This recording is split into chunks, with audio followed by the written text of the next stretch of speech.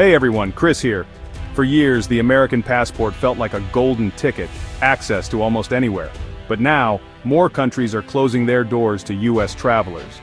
Today, we're diving into 7 countries that, for political or security reasons, are now off-limits to Americans.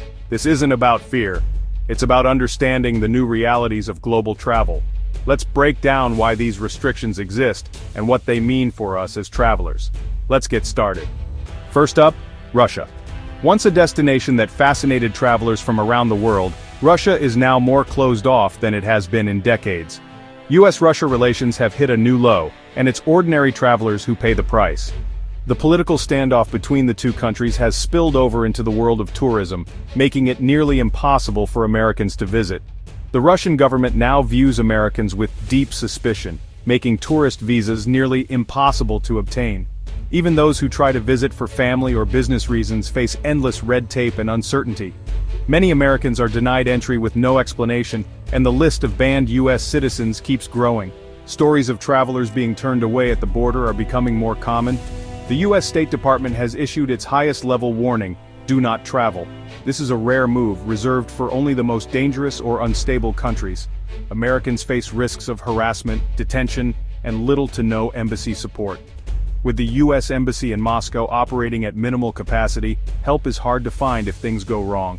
The dream of visiting Russia, its art, history, and culture, is now out of reach. Iconic sites like St. Basil's Cathedral and the Hermitage Museum are off-limits for most Americans. Political fallout has turned travel into a dead end.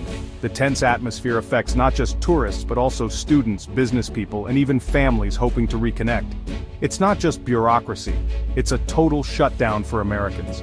Travel agencies have stopped offering trips, and flights between the two countries are rare or non-existent. The new Iron Curtain is real, and it's not coming down anytime soon.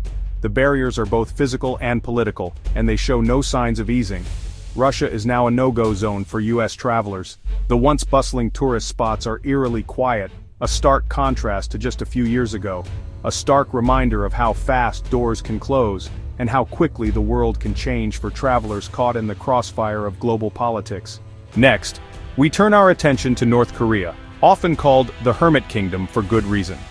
Since 2017, the US government has strictly banned its citizens from traveling to North Korea. A decision made after tragic incidents like the Otto Warmbier case shocked the world and highlighted the dangers Americans face there. The risk of arrest, detention, and harsh punishment is extremely high, and with no US diplomatic presence in the country, Americans have nowhere to turn for help if things go wrong. North Korea's borders remain tightly sealed, especially to Americans, who are viewed as potential security threats by the regime. Even for citizens of other countries, state-sanctioned tours have become rare, with most travel agencies suspending trips due to ongoing tensions and strict border controls. For Americans, the travel ban is absolute. There are no exceptions, no loopholes, and no special permissions granted under any circumstances. Any videos or images you see online of Americans in North Korea are relics from before the ban, offering a rare glimpse into a country now completely out of reach. In 2025, the idea of an American tourist walking the streets of Pyongyang is pure fantasy. Airports are empty, and the borders are more tightly controlled than ever. Both the US and North Korean governments are in rare agreement. Americans are not allowed, and the ban is strictly enforced on both sides.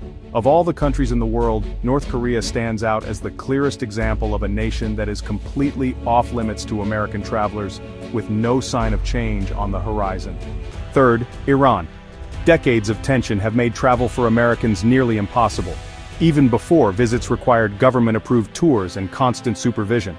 Now, Iran has suspended tourist visas for US citizens entirely. Americans are viewed with suspicion, often seen as security risks. The US warns of kidnapping and arbitrary detention, risks that are all too real. Dual citizens are especially vulnerable, as Iran doesn't recognize dual nationality. The US can't help if you get into trouble. Iran's ancient wonders are out of reach for now. Until relations change dramatically, Americans are simply not welcome. The risk is personal, not just bureaucratic. Fourth, Venezuela. Once a vibrant destination, Venezuela is now in crisis, politically, economically, and socially. The US doesn't recognize the Maduro regime and has no embassy there. Americans have no consular support if things go wrong. The Maduro government makes visas nearly impossible to get, and detentions are common. Journalists and tourists alike face harassment and deportation. On top of that, the country faces shortages, rampant crime, and infrastructure collapse. Kidnapping and violence are real threats. The US government strongly advises against travel. Venezuela's natural beauty is overshadowed by danger and hostility. For Americans, the door is firmly shut. It's a tragic situation for both travelers and locals. Cuba's story is one of hope, then disappointment. For decades, the island was locked away from most Americans, a forbidden destination just 90 miles from Florida. But in recent years, there was a brief moment when the ice seemed to melt, and the world watched as old barriers began to fall. For a short time, travel opened up and Americans flocked to Havana's streets, eager to experience its vibrant culture and history. But now, those days feel like a distant memory, as restrictions have returned and the door has swung shut once again. Pure tourism is illegal for Americans. You must fit into one of 12 approved categories, each with its own rules and requirements. The freedom to simply book a flight and explore is gone. Support for the Cuban people is the most common, but it requires strict documentation, a full schedule, and careful planning. Travelers must keep records of every activity, every receipt, and every interaction just in case they're ever audited. The US can audit your trip, and many businesses are off limits due to sanctions. Even finding a place to stay or eat can be complicated, as many hotels and restaurants are blacklisted.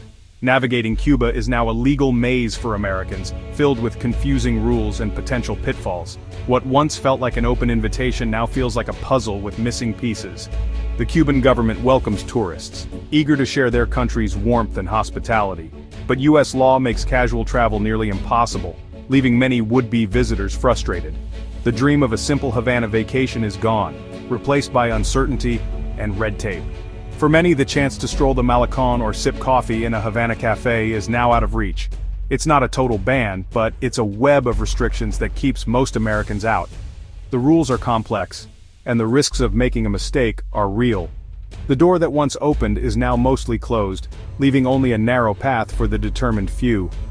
Cuba is a reminder of how quickly diplomatic progress can reverse, and how fragile the bonds between nations can be.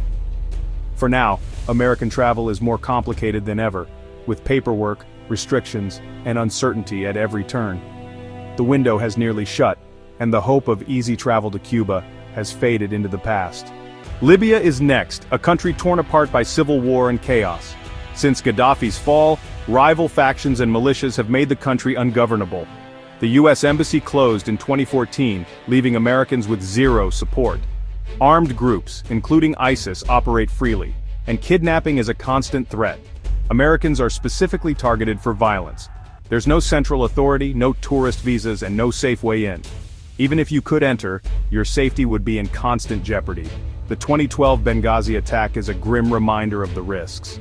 Libya isn't just rejecting Americans, it's a war zone. Ancient ruins are now cut off by violence. For Americans, Libya is completely inaccessible. Finally, Syria. Years of civil war have left the country devastated and dangerous. The US has no embassy or diplomatic ties, and the State Department warns, do not travel. The Syrian government sees Americans as hostile and won't issue visas. Any American entering risks detention, kidnapping, or worse. The case of missing journalist Austin Tice highlights the dangers. The country is fractured, with shifting front lines and extremist groups still active. War tourism is not an option, the risks are deadly. Syria's history and culture are locked away by conflict. Until peace returns, Americans are completely shut out. Syria is a land of tragedy, not travel. So that's the reality. 7 countries, 7 closed doors for Americans in 2025. Geopolitics, conflict, and mistrust have made travel more complicated and dangerous. The American passport isn't the universal key it once was. Always check the latest State Department advisories before planning any trip. The world is changing fast. Be informed and stay safe. Travel can build bridges, but right now, many are being burned. Thanks for watching. See you in the next video.